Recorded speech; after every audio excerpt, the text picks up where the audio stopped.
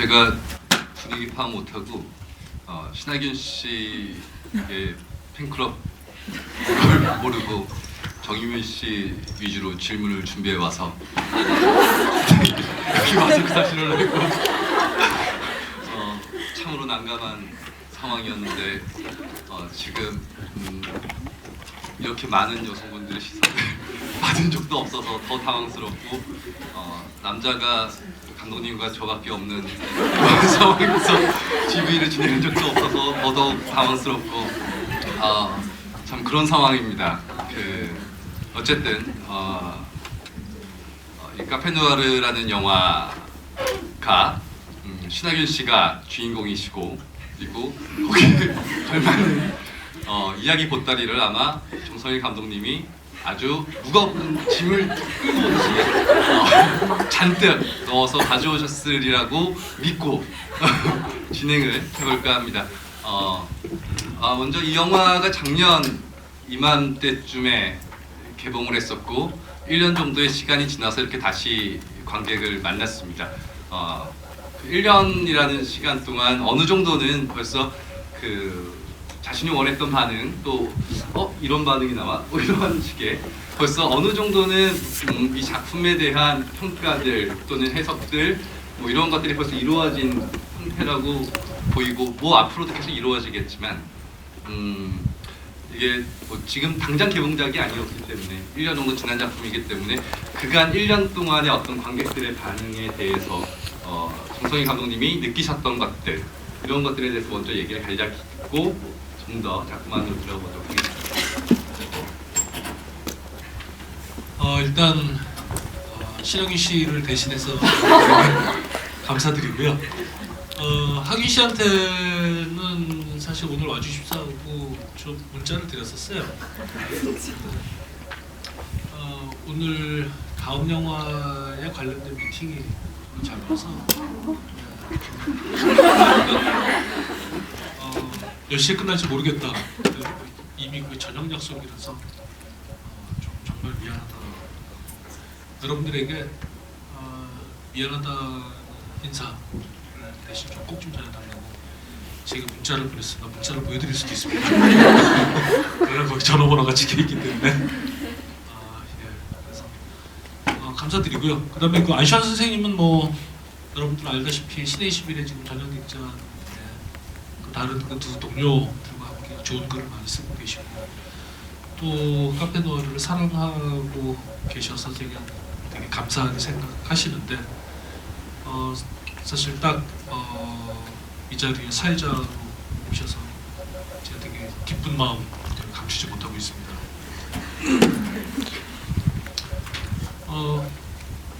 사실 영화가 처음 편집본이 나왔을 때 지금 맨 뒷자리에 앉아 계신 제작자분이 앉아 계신데 그분이 제일 황당한 표정을 졌습니다. 나보고 어쩌라고. 하지만 제가 위로를 했습니다. 여러분들이 이미 카페누아르에 대해서 지적하신 것처럼 신하균 화보집이다. 걱정하지 마세요. 사람들이 좋아할 것이다 라고 생각했지만 그러나 이 시간이 부담이 될 거라는 생각을 했습니다. 그런데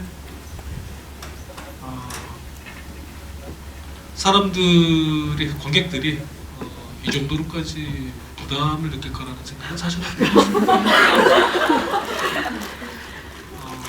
게다가 처음 개봉했었을 때 사실 여기 영화 산업에 매우 오래 몸을 담고 있었지만 그것은 영화 평을 쓰는 일이었었지 제가 배급에 관련된 일을 알고 있지 못했습니다. 영화가 이제 27개 관에서 개봉을 했습니다. 재작년 12월 31일에 개봉을 했죠. 개봉관 중에는 인천 CGV도 포함이 되어 있었습니다. 근데 제가 상영 시간을 보고 약간 망연자실했습니다. 상영 시간이 하루에 딱 한 번 하는 건 이해할 수 있습니다. 그런데 딱 한 번 하는 상영 시간이 1시 반이었습니다. 새벽 1시 반.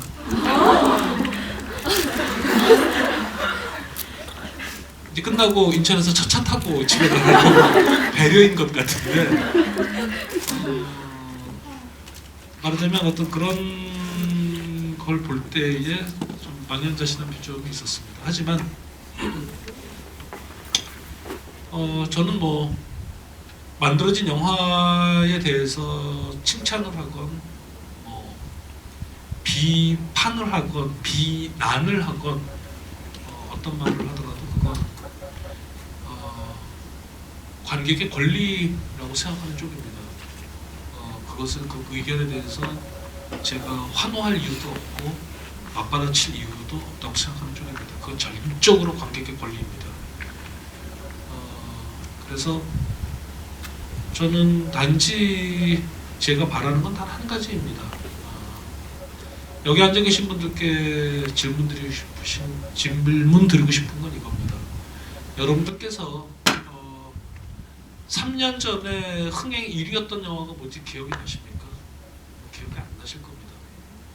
대중의 환호라는 건 단지 그 계절에 잠깐 소란을 떨고 지나가는 것이라는 게 제가 오랜 시간 동안 영화를 보면서 경험한 것이었습니다. 제 바람은 이 영화가 시간을 견뎌줬으면 하는 겁니다. 그래서 이 영화가 개봉한 지 1년이 지났는데 물론 박윤 씨 감사합니다.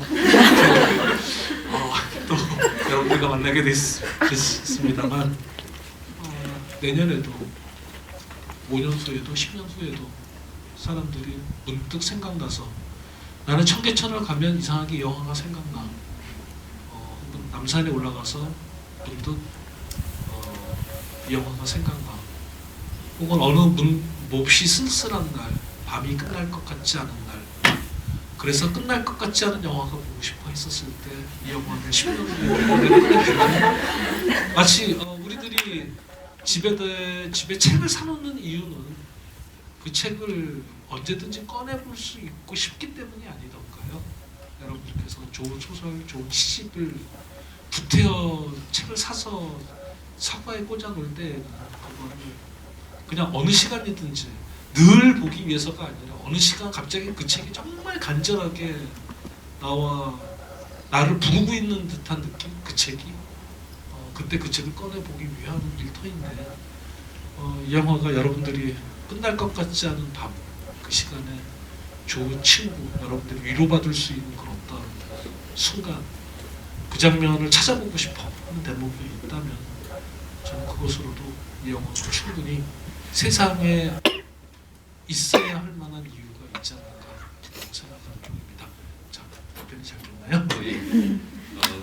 들어보셔서 잘 아시겠지만 말투가 이 영화 속 신하균 씨의 말투와 그리 다르지 않습니다. 그러니까 여러분들은 신하균 씨가 얘기하고 있다라고 생각하시고 영화 속 말투로서 얘기하고 있구나라고 생각하시면 된다는 거죠. 예. 어쨌든 시간을 견딘다는 것. 정성일 감독님의 가장 큰 매력은 글로써 영화를 보기 전에 글로써 먼저 경험을 했었는데 글을 읽다 보면 상투적이고 진부한 단어들을 곧잘 쓰십니다. 보통 다른 글에 다른 사람이 그 단어를 선택해 썼다면 피식하고 유치한데 넘어갈 단어들인데 저는 그 단어들이 그곳에 마땅히 있어야 된다라는 느낌을 받곤 합니다. 저는 뭐 어떠한 정성일 감독님에 대한 글에 대한 여러 가지 얘기들도 많이 있습니다만은 그거 어떤 것보다도 제가 느끼고 있는 매력은 그 진부한 것들을 진부하지 않게 정말 그 단어가 갖고 있는 느낌들을 그대로 전해주는 것. 저는 거기에 있다고 생각하거든요. 지금 정성일 감독님이 절실하다라는 단어를 사실 몇 번 썼습니다. 근데 그 절실하다는 단어가 이렇게 절실하게 느껴지는 경우는 많지 않죠. 저는 그게 참 이 정성일 감독님의 매력이고 이 영화의 매력이지 않나 하는 생각을 해봅니다.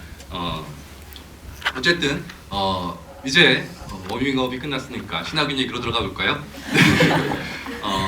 뭐 꼭 신하균 씨 때문만은 아니고 뭐 1차적으로 궁금할 수밖에 없는 것은 왜 이 영화에서 왜 카페누아르라는 영화에서 신하균 씨를 필요로 했는가? 라고 하는 질문은 영화 속으로 들어가는 데 있어서 늘 첫 번째 관문인 것 같습니다. 예.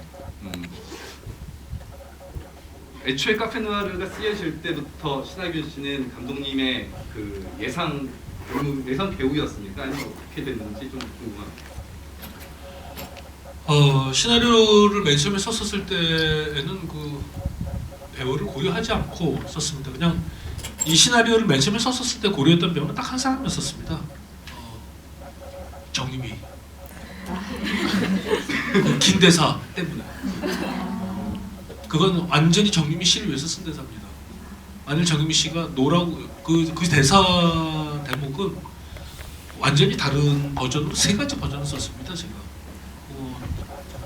제가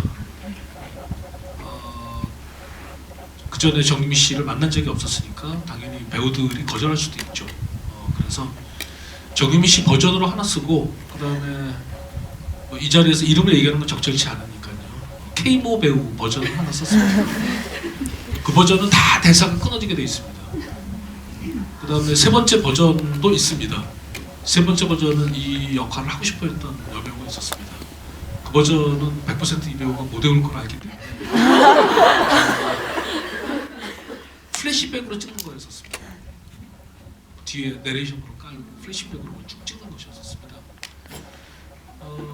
그 외에는 뭐 결정하지 않았습니다. 하지만 영수 역할을 누가 할 것인지는 사실 이 영화에서 저에게 가장 중요한 문제였었습니다. 왜냐하면 이 영화에서 처음부터 끝까지 다 나오는 인물이 영수 한 사람밖에 없습니다.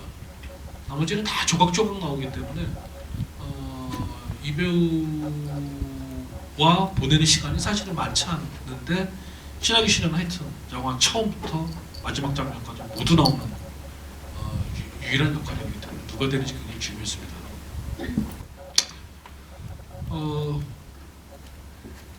프로듀서에게 올려주었었던